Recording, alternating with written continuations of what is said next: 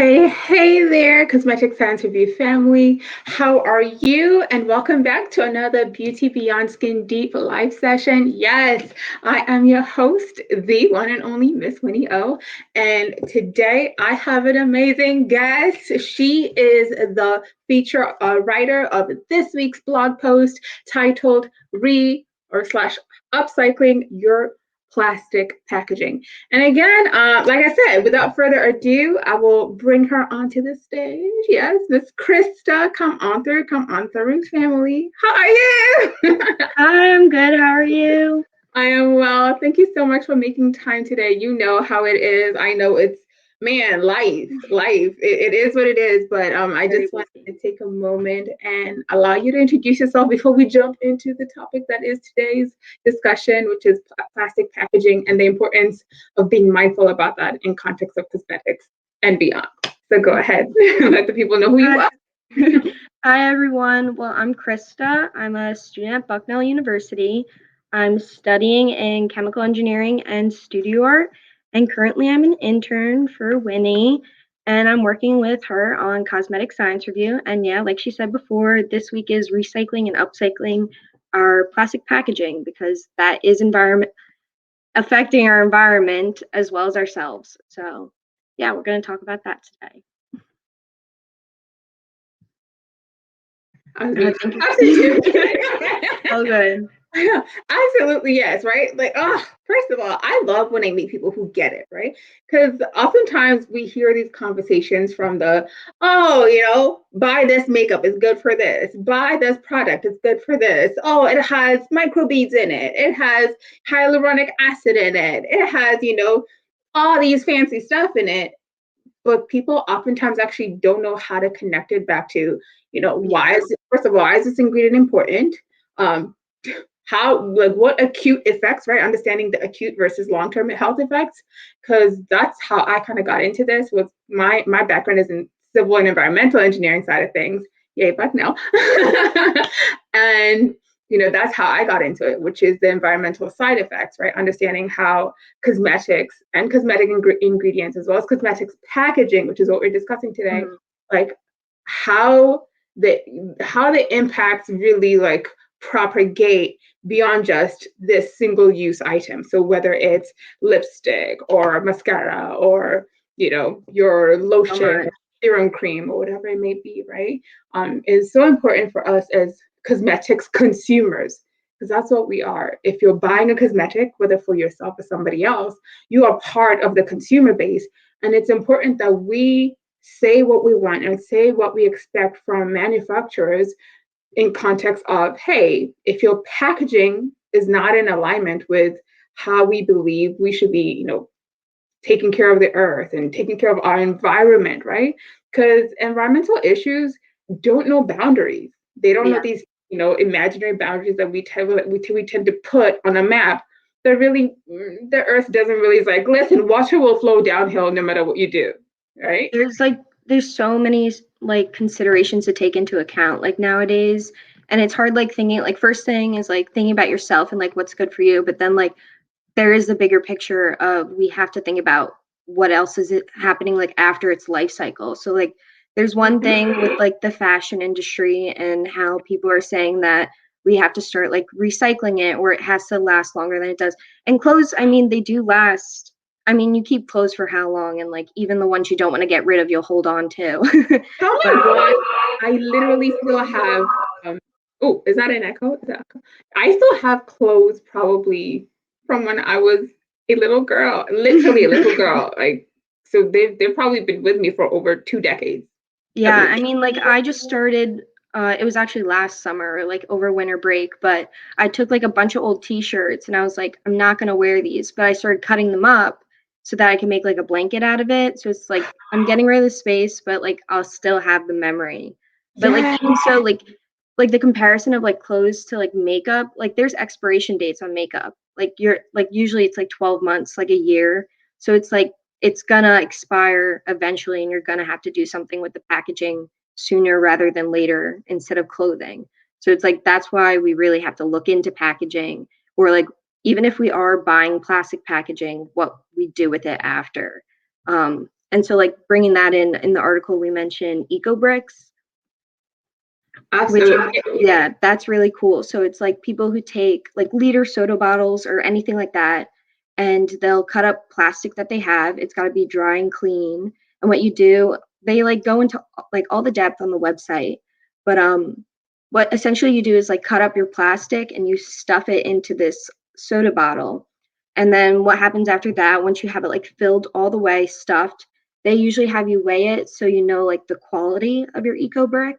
And from there you're able to like donate it, and they use it for like foundation building and all types of like architecture construction building, to take up less space but also reuse the plastic, because like it's not going to degrade for like how long. So it's like we might as well put it somewhere where it can be of use rather than like a landfill or the ocean, which is like a big problem. No, absolutely, right? Because man, when it comes to packaging, especially plastics, right? So it really goes back to that whole idea of we were supposed to have that whole better living through science, right? And really, plastic was by far like maybe one of the biggest, uh, I guess, inventions. When we look at how all the various applications that it's been used in, and now seeing then even down to now people figuring ways to upcycle or recycle them, whether via the eco bricks, or even I even saw another video where people would literally almost like building eco domes using old plastic bottles where you fill it up with earth, and then you can make earth domes as well, but you also get to reuse your plastic bottles from that. And I think you could also do the same with glass, because I know we do also have glass containers, but that'll be a different topic. So yeah, when it comes to plastics, right, a lot of people also tend to forget that packaging. It's not just about the container itself, but also we forget when it's being shipped to you, right? That's an additional layer of plastic that could be deemed unnecessary, right? How much plastic do we really actually need? Like that, to me, I'm like, that's really the question. Like, how much plastic is too much plastic? Or how much plastic really is like the necessary amount? Like that also goes back to like streamlining the process of, when we're in that manufacturing process, right? Because I did a feature on them. Bite, Bite, Bite is the toothpaste, right? Where they eliminated all the plastic from their manufacturing and packaging processes. Where now they're like, hey, it's reusable glass bottles, it's the wooden toothbrushes, and we're seeing more and more of these companies recognizing that, hey, we're simply adding to the waste stream, and when we talk about like your carbon footprint, when you're talking about meeting that the highest level of environmental sustainability and resiliency, right, ensuring that whatever actions you make, they're able to be self-sustaining beyond your initial action, right? And so again, opportunities such as this, where you're not only just recycling but upcycling and inspiring other people to do the same or figure out other innovative ways to do it, right? Where they're also, if we talk about fashion, we've seen people do some pretty interesting things with plastic, right? Yeah, definitely. Whether it's like an innovative like outfit design idea or accessories, right? People reminds me of what is it, Zoolander? Where they do like the whole show, and it's like all like inspired by, I'm not sure if it's like inspired by like homeless people or like necessarily like trash. I forget which of those it was, but like they use a lot of like recycled things to create like these crazy outfits. Yeah, like I think that'd be awesome. Like, you know what? Hey, free idea here. Like, because I don't really watch TV much, but like they have so many of these fashion house design shows. I'm sure they probably thought about it, but like waste to high fashion. I don't know, or like and also like I avoid calling it waste, because it really is simply a new resource, right? You're simply creating a new resource. However, I still don't want people to use that excuse to create more waste product or byproduct that could otherwise be reused, right? So when we're trying to, like zero waste oils, right? When you're creating oils and you have that byproduct, then what new innovative ways can you use that to avoid sending it to a landfill or some other waste stream? And so I know I also love the fact that you mentioned sunscreen. Hello, Yeah. and understanding the importance of how this avobenzone, which is an oil soluble ingredient that's commonly used in sunscreen products, and how that affects marine life, Yeah, that's right? a big problem. I mean, even in like I took a bio class this year, it's Mhm. like nitrification and like detrification of like reefs and anything. It's really hurting like sea Mhm. life because it creates all this excess like nitrogen in the water versus like we need it in our soil. But like that is creating like these hyper like environments that fish can't survive in. And if we think about it, it's like even on the coast, like I'm on the East Coast, and it's like that's a big part of like our food, like where we get it from. And it's like thinking about like how we might not have that in the future is like terrifying. It's like we really need to save these ecosystems in order to survive in the future. We need to like be mindful of the life we have now and how it could like turn into something else in the future, and like how are we gonna fix this now. And a lot of Mhm. people, like I feel like, don't think about the future. It's a lot of like now. Lots of people are just like, I gotta do work, I gotta do this, I don't have the time to think about these things. But if you want a better future for like generations further down the line, it's like you got to think about what you're doing now to make that impact. And I think it was one of the quotes we had the other day, but like even like a small group of people could like make such a big impact. It's like you think about all the people you know and all the people you reach, even with like social media now. It's like if you send out that little message, like someone will receive it and they will like think again. They'll take a second thought about what they're doing. And I think like even like companies now, like they're taking a second look at things, and they like originally it's like plastic packaging is for like it's cheaper, but like Mhm. they put out these products that are now helping the environment or not hurting it as much. And it's like people are appreciating it and they are seeing like positive feedback, and like they realize that people will take a positive like contribution from this, and like they will spread it. It's like if you're doing this, like it people will respond positively and like see it in a good light, and they'll change their actions too. Like honestly, like touched on oops, echo. You touched on some really like serious topics there, right? Understanding the importance of generational impact of present action. Like again, as engineers, right? As designers, as folks in STEM, right?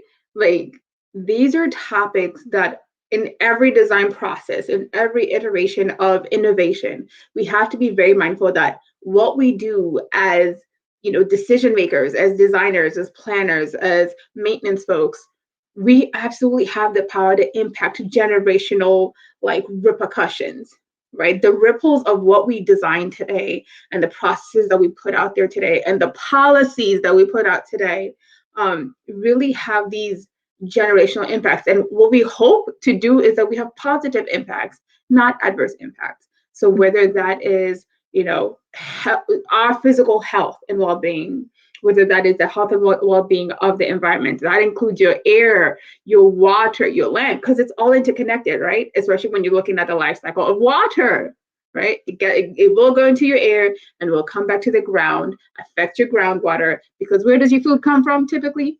The water and the land, right? And if we are polluting it with all these things, we are simply like almost like, yeah, sure, you again, plastic goes into a waste stream.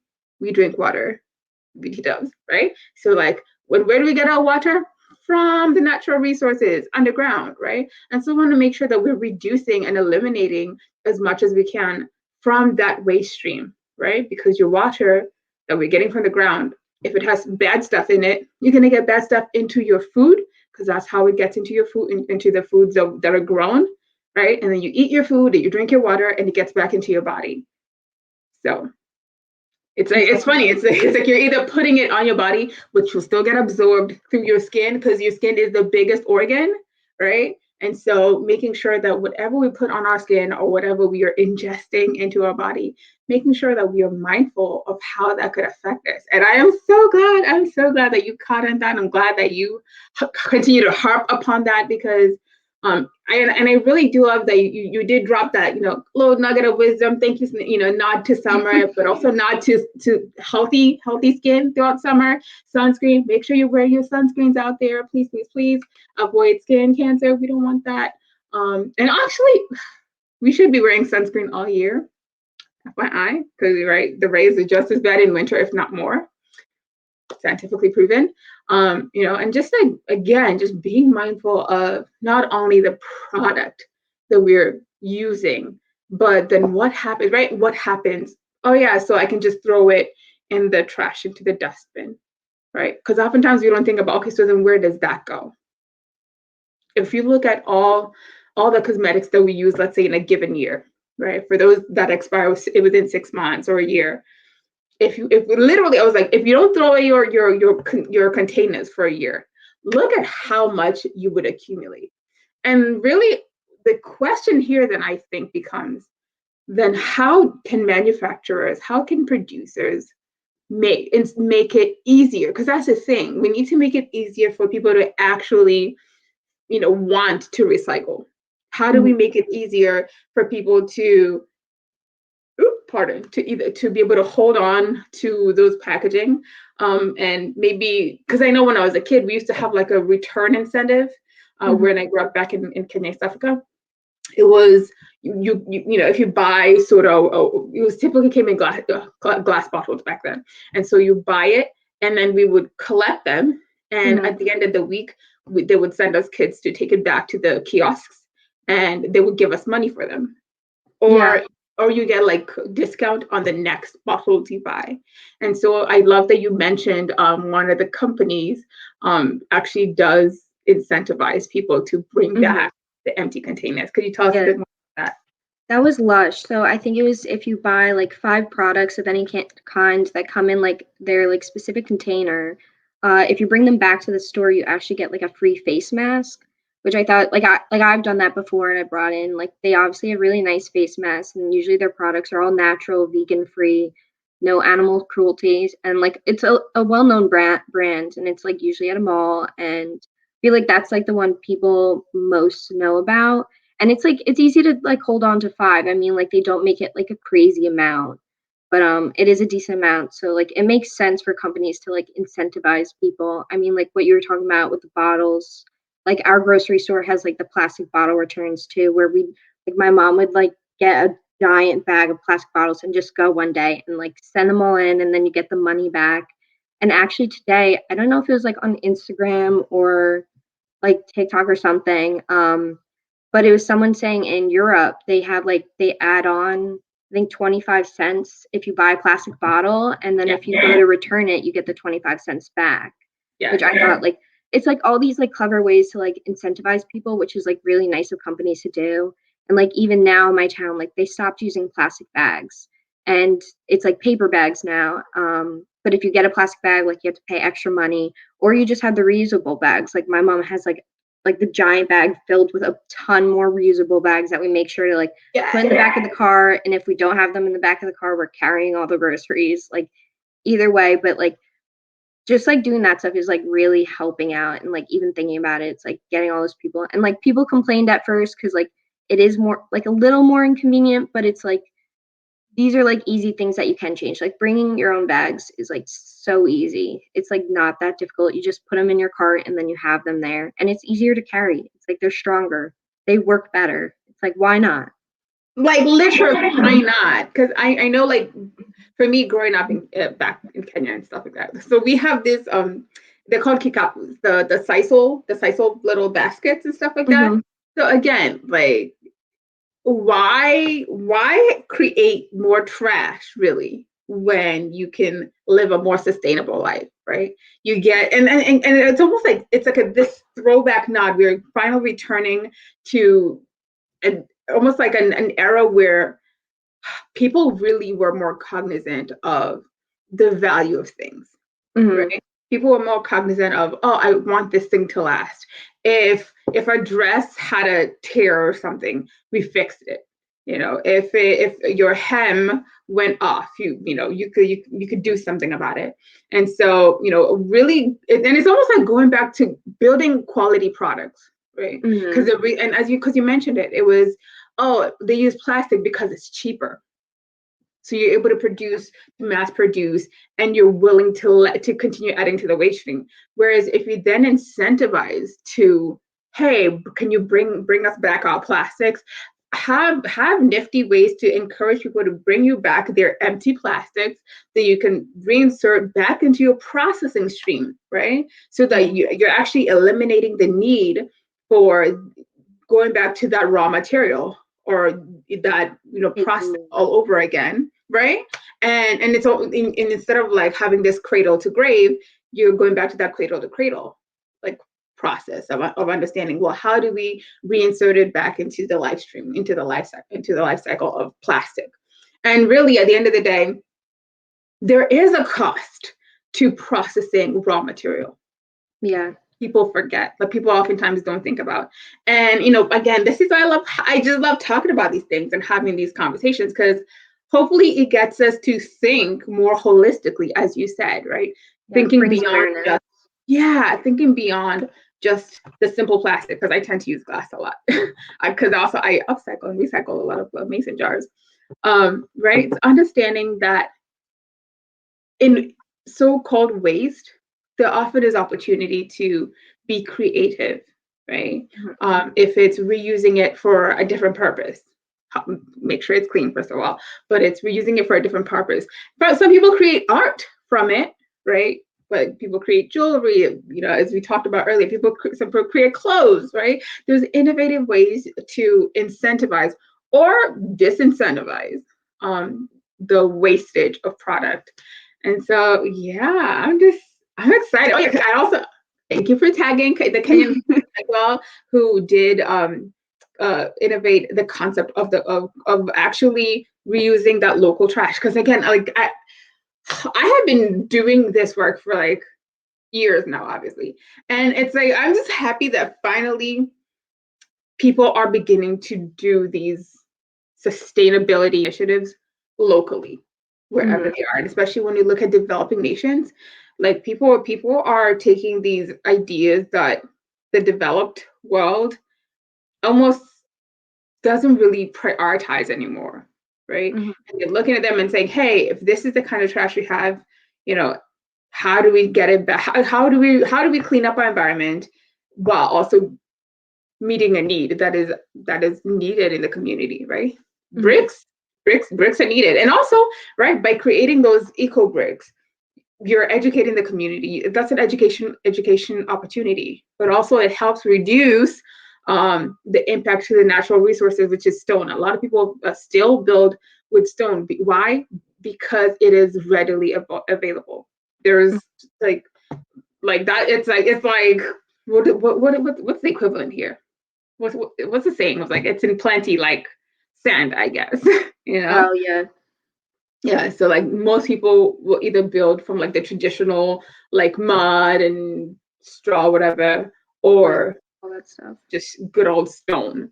And I was like, but you don't have to, especially over time. Some people would want to change the setup of the housing, and so when you have these more lightweight but also just as sturdy, and also just as fire retardant, they don't allow the fire to propagate. Let's say if you happen to have a combustive situation, it allows the fire to be contained. And so like there's so many uses for plastic, especially when it comes to plastic packaging, that we oftentimes don't think about in context of cosmetics. And again, when we talk about cosmetics, we're not just talking about makeup, because people are like, oh, it's a women thing. Men, hopefully y'all are using lotion. Please, I hope you're moisturizing out there. Okay, it is summer and it's heat, and even in the winter, you still need moisturization, right? Like even it's like hair products too. Like using hair products, shampoo, conditioner, that all comes in plastic bottles.